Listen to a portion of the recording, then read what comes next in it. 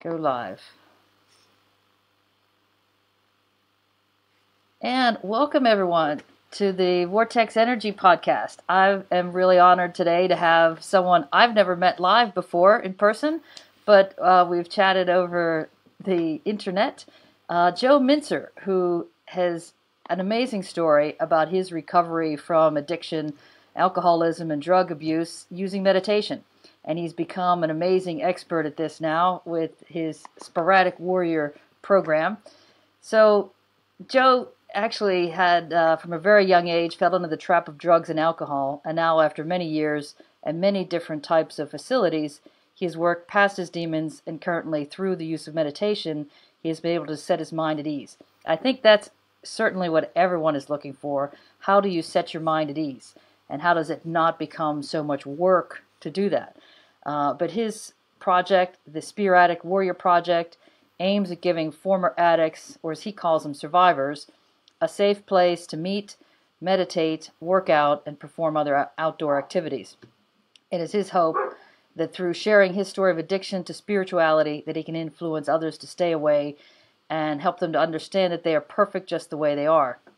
So, Joe, I really would like to dive deeper into that whole concept of it because I come across people every single day who are trying to figure out, who are using other substances, whether it's alcohol or drugs, to try to drown out all those thoughts in their head. How do you make it go quiet? And what was your big revelation? What was that moment in time when you said, "Oh my God, maybe there's something different"? What did you have to hit the lowest low, or what's your story here? Oh, I wish there was one low. Unfortunately, there is three or four lows. I seriously wish there was only one. But unfortunately, the reality of things is that there's about three or four lows. One of those being really quick, that my family cut me off when I was younger. That was in Ocala, Florida.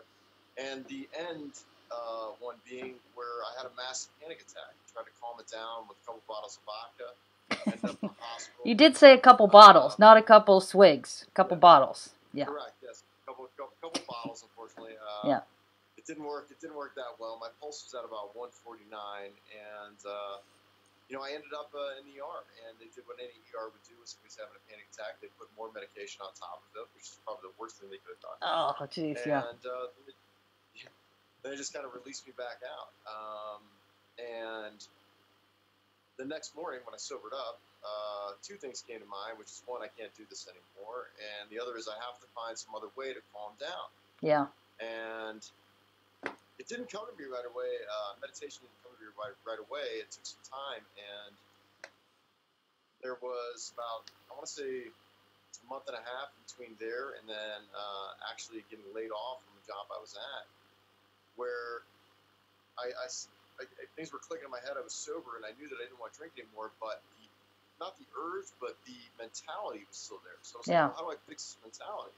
Right. And there just happened to be a meditation place right around the corner that was teaching a class on anxiety. It was on Tuesday nights, and the woman who was in there who taught it was amazing. And I sat down with her, and I told her what was going on. I said I had these really bad panic attacks, which I didn't realize at the time, but were in part being caused by the amount of alcohol I was drinking. Alcohol actually makes anxiety worse. Yeah, no it certainly would. Yeah. Yeah. Yeah. It wasn't the brightest thing in the world to drinking alcohol when you have an anxiety issue.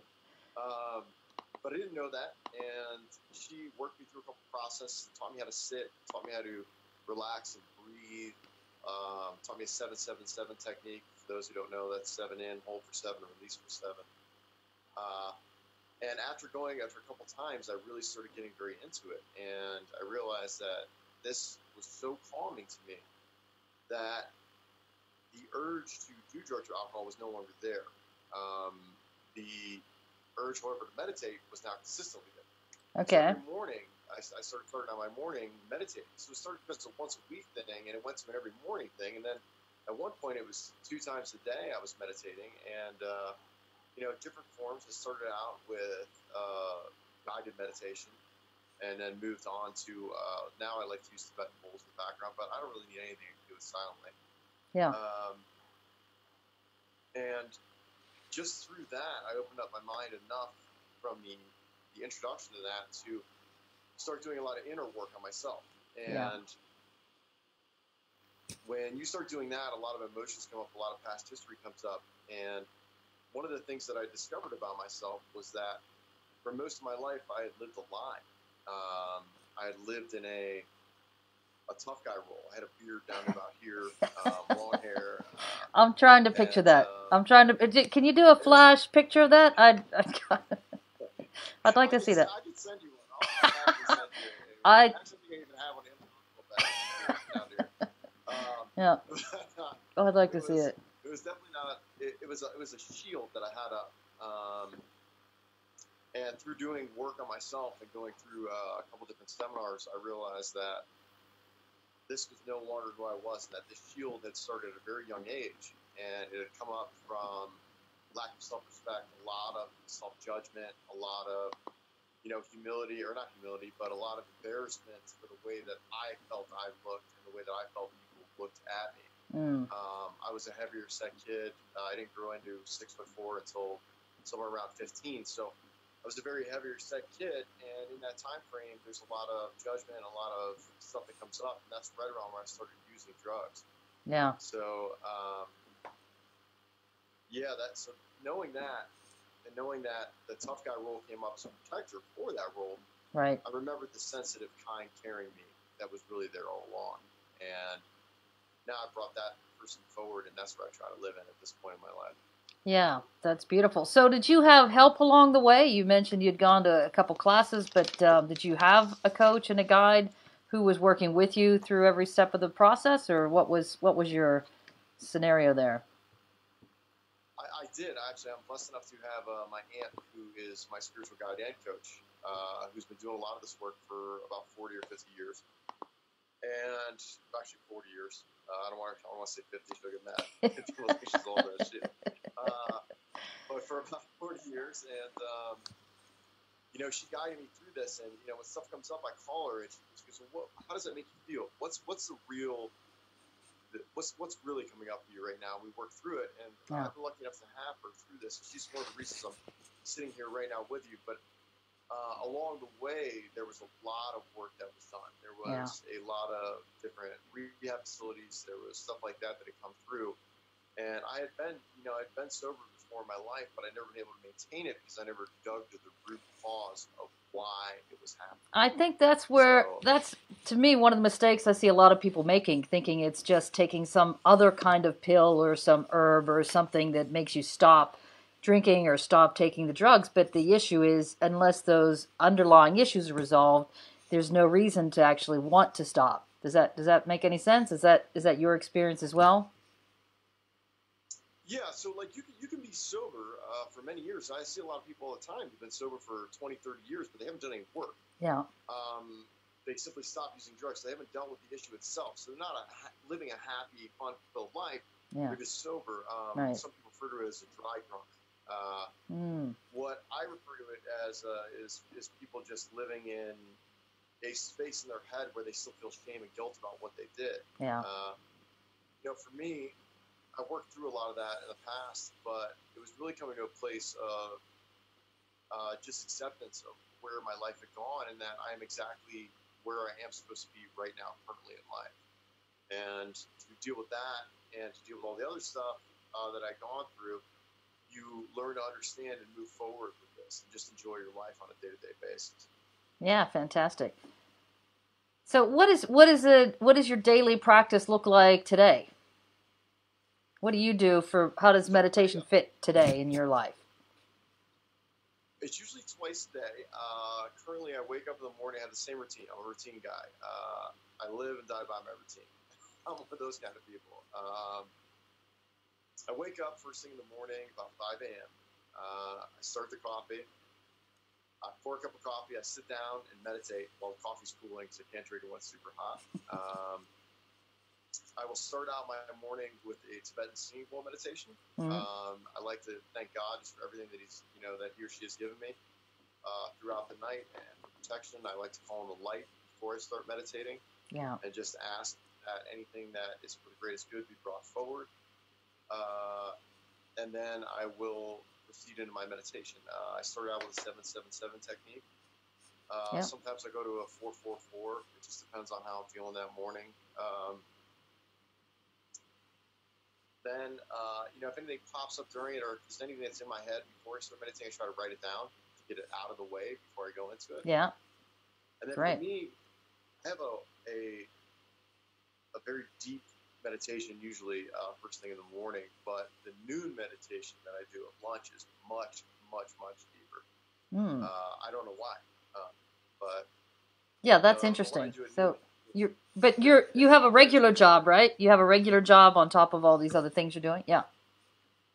Yes, and I'll do it at the regular job in my cube. And the people I work with, they know I meditate, so they'll leave me alone. That's good.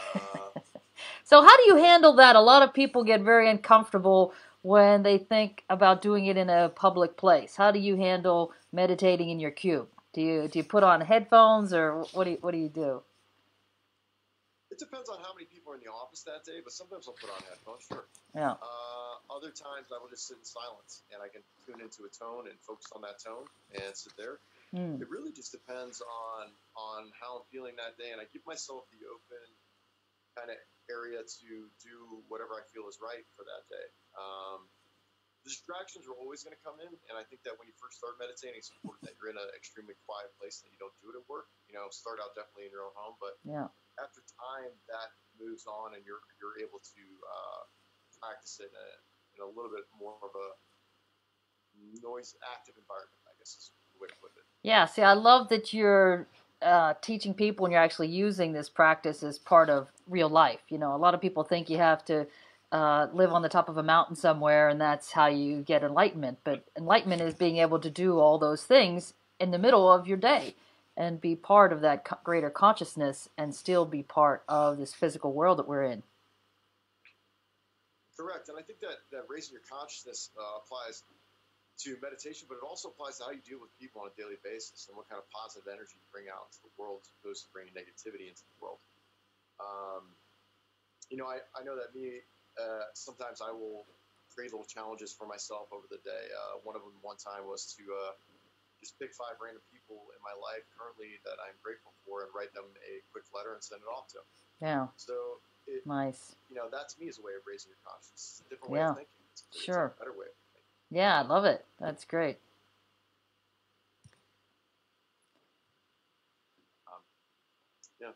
Yeah. It's beautiful. There's a lot of times. So when you deal with addiction, there's a lot of times that come up for a lot of people where you have urges and stuff like that. I find that if I meditate or breathe through it, it takes care of the urge. And my hope is to teach more people how to do that so that they have another way, another path, because there's no one path for a certain person suffering from addiction or alcoholism to get them to sobriety. There's no one way. So it's really whatever works for that person. For sure. So how long now have you been clean? I've been clean off drugs for somewhere around 5 years or so, and then completely off alcohol for about 1.5 years now. Okay. So once you were clean from the drugs, were you still using alcohol as kind of a crutch, or was that just part, Well, how did that fit in there? Sure. I want to say that really I didn't use major drugs probably until I stopped somewhere around 28. I'm 40 now, so like the way that I used to use drugs back then was very heavily on a daily basis. That went away after rehab and other things, and it was kind of like a fall off the wagon kind of scenario. Okay.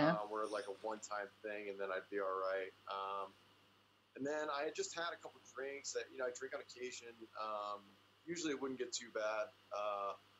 And then on the last year of that job, the drinking just got completely out of control. It went from a social thing to a wake up in the morning, do a couple shots before I even go to work kind of thing. Yeah. So it just progressively got worse. So what I did was what a lot of addicts do, which is lie to themselves and tell them that it's okay, that this is okay, but that's not okay. Right. And in reality, it's all bad. For somebody who can't handle it anyway, Yeah. There is no way around it. Unfortunately, I wish there was. I wish there was some pill that would make us, drink or do drugs like a normal person. It just just doesn't seem to work out that way. So any other time that happens that, you're lying to yourself. Yeah. And for me, it just turned into like I say, the anxiety got extremely bad. And now when I even think of drinking, the first thing that pops into my head is the panic attack the next morning. Okay. And that combined with meditation keeps me away from it. Yeah. Yeah. That's great. So are you ready to dive into some quick questions, Joe? Sure. Shoot. Great. So what's the greatest spiritual lesson in all of this for you? I want to say the greatest spiritual lesson for me is that you don't need pain to heal. And when I say that, it means that I can heal through laughter. So a lot of times when I'm thinking about something that's bothering me, if I start laughing about it, it's another way to work through it. Yeah. You can work through problems in your life however you choose, but that has been a big role for me. Trusting in God on a daily basis that I am in the right place, that I am doing what I'm supposed to be doing is crucial. And that started out as spirit. It started out as life for me. I was an atheist for a very long time. And when I went back into my faith, my whole life changed for the better, just in general. Spirituality plays a role in my life on a daily. Yeah, that's fantastic. I'll talk to God. Yeah. Every couple hours I talk. I was like, you really understand, what are you trying to teach me here? I always look at everything as if, what's going on, Yeah. Well, okay, somebody just ran over my foot with a bicycle tire. I'll look up and be like, what was the purpose of that? Were you trying to see if I could get set off? Like, what's going on? Yeah. Yeah, those triggers. So, Yeah. are there still a lot of triggers for you? Are there still a bunch of triggers, whether it's specific people or specific things that come up? Are you still facing those on a daily basis? There's not a lot of triggers, and the reason I say that is I changed my lifestyle, so I don't bring those kind of people into my life anymore. Yeah. Except for dealing with recovery, but like I don't surround myself in bars anymore. I'm not in the environment of people. If I meet up with somebody who does drugs, I'm like, great, it's fine. You do what you want to do, but I don't want to be around it. Yeah. That trigger seems terrible like that. However, I do have another trigger that I've been working on over the last 2 months that's just come present for me that I realized was an issue, which was I don't like being told what to do. I have an issue with feedback. I'm fine with positive feedback, but when it comes from a standpoint of negative feedback, even though it's just constructive, I've noticed that it's a defense mechanism for me to defend myself. Yeah. And that is not good. So I think that when you're working through your issues and you're involved in spirituality and you're involved in seminars, you're doing this kind of work, you're going to notice these things by yourself. They're going to come present. They come present for a reason, so you can work on them and get past them. And under it all, we're still human beings. We're still going to have our own little stuff that sets us off. So it's important to recognize it and just move on. Yeah, for sure. Great. So, Joe, what is consciousness?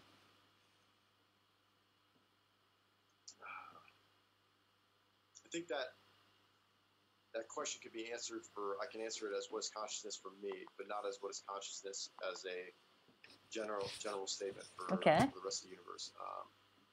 For me, consciousness is being aware of everything you do in your life, aware of your surroundings, the way that we treat people, to process what you're going to say before you speak, to listen from your soul when someone is talking to you, to respect their views, and even though they might not be your own,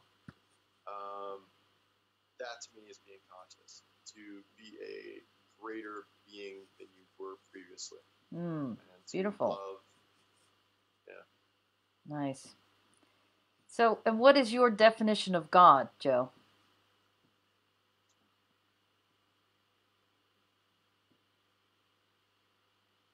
My definition of God is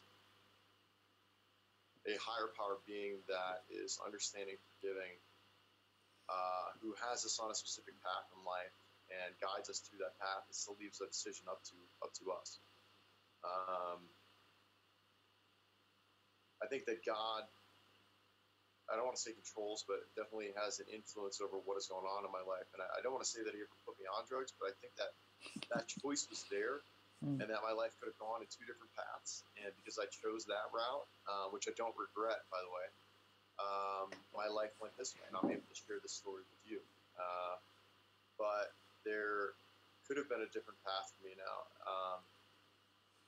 When I think of just God in general, I just think of a big, loving light in the sky. I don't have a face. It's not a male or female. It's not like biblical in the sense of Jesus or or Moses even. It's just a big, bright light of love and hope and just everything that's good about this world. Nice. And so I love that definition. That's beautiful. And where do you feel most at peace with yourself?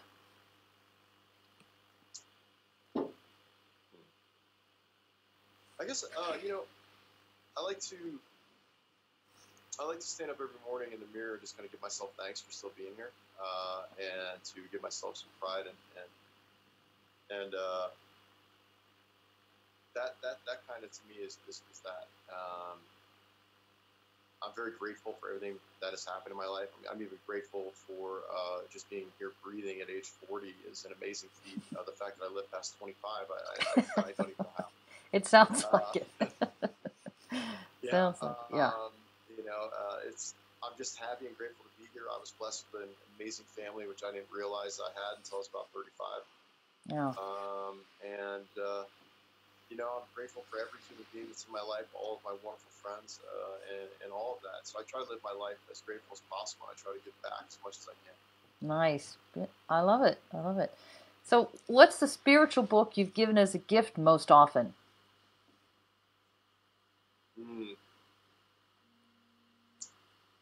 I love a book called Loyalty to Your Soul by Ron and Mary Coleman.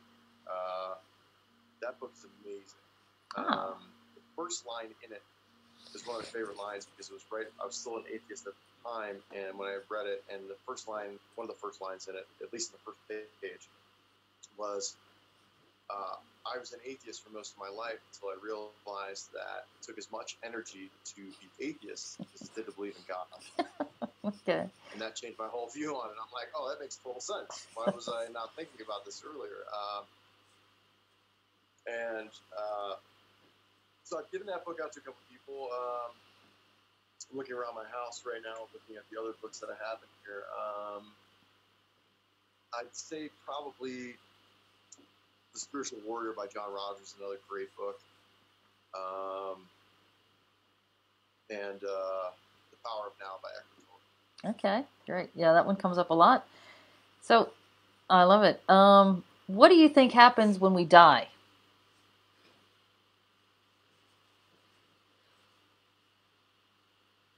God, I wish I knew the answer to that, which I'm sure most of us do. I don't think about it too much, to be totally honest. I just live enjoying today, and I don't think about it that much in my life. I know that when I do go, it's when I'm supposed to go, and it's kind of predetermined in my head, so I'm just going to enjoy every day here. But if I had to guess, which is, I guess, what we're all doing, I would say I think we're just all in heaven, in our happiest place. I think we're surrounded by our family who's already passed away, loved ones, maybe even a different version of somebody that you fell in love with in the past, even if she had left you. Maybe there's another version of her there that God has created for you so you can live in whatever form of happiness you want. I like to think that we're all there in our favorite version of ourselves, the way that we see ourselves versus the way we actually are. So in other words, if you see yourself 30 or 40 pounds lighter, I definitely do that, yeah. That's kind of what I hope is planned for up there. I kind of hope we see ourselves in that manner. But yeah. Great. What advice would you give someone just starting out on their path to clean living? Move. Move physically? Move your body, or move what exactly? No, move states. Move I've states. heard people say you can't run from your problems. I disagree with that statement. You can absolutely run from your problems. You can run. They will follow you, but you can run from the people that are associated with those problems. Yeah. And that environment and that community that you've lived in, it's a comfort zone. Get the hell out of it. Run as quick as you can and get away from it.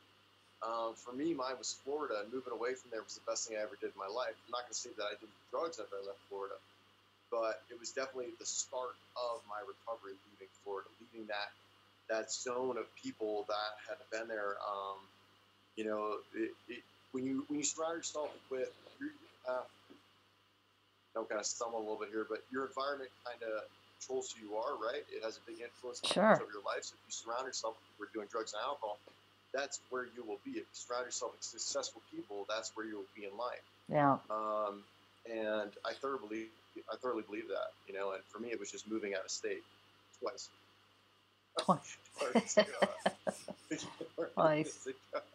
But yeah, get out of there. Get out of your comfort zone. Get away from your family. If your family's an enabler for you, get away from that. Get into a different zone. It's not going to fix all your problems, but it's definitely a good start. And you can have an opportunity to become a new you.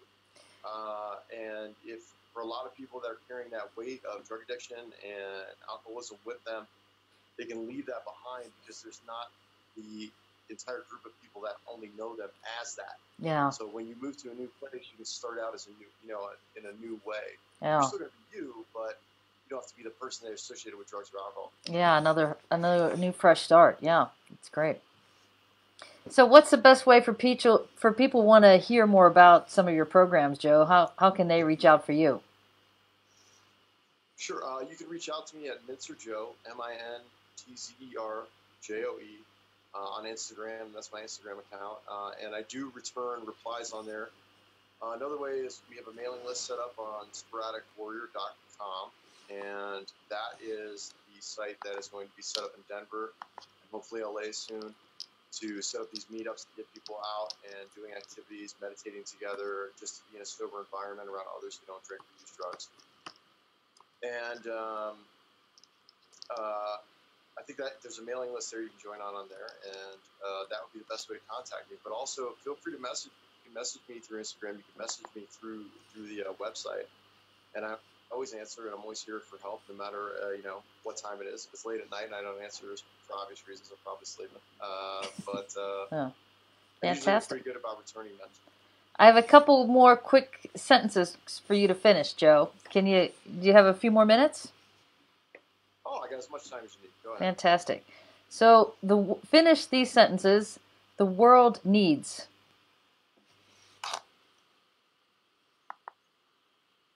Love, affection, and communication. I believe in. An ever-loving light that surrounds me on a daily basis. Nice. Love is.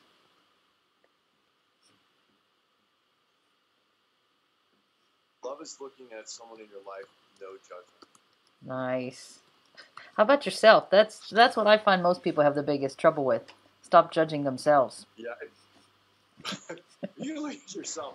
I'll tell you a quick story. So there was a point where I was doing a lot of work on my teeth, and I got all this work done. My teeth were pretty bad, and I'm in a class full of 250 people, and I'm in there, and I just got all these new teeth put on, right? There's this big smile, and I'm smiling.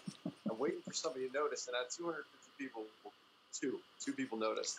So the reason I tell you this is what we think is our biggest downfall, others barely pay attention to. Yeah. So what we think is so noticeable is really not that noticeable. Yeah. That's a great story. Right, one more. I would like to thank. I got chills when you said that. You know, I'd like to thank my mother, my aunt, my father, my stepmother, every one of my family, my best friend Manny that I've known for a long time, my other best friend Ryan Walker, who has been a shining light through all of this that is going on in my life. And I'd also like to, of course, thank God for everything and for keeping his eye out on me over time, and just to be there and know that I would, you know, be the man that I always thought I would be, and to hopefully make an impact on this world and help others. So Great. I could thank a million others. Those are the biggest. That's a good. Yeah, nice. I know I'm getting somebody. So. Yeah. I am ready to forgive.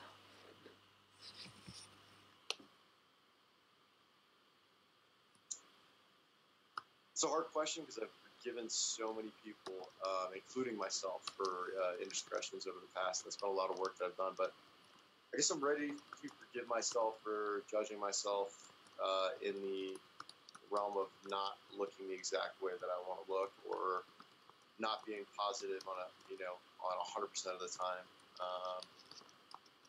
So I guess, yeah, I'd like to forgive myself for being a little bit extra judgmental of myself. Yeah, that's a very common one. That's good. And last but not least, I want my legacy to be.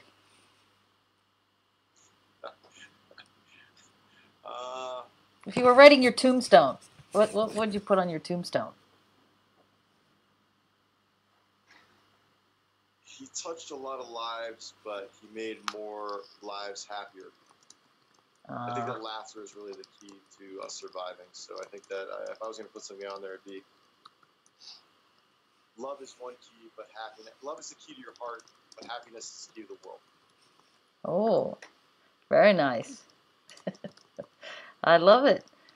Well, thank you, Joe. Is there anything else you'd like to add or share with our audience here?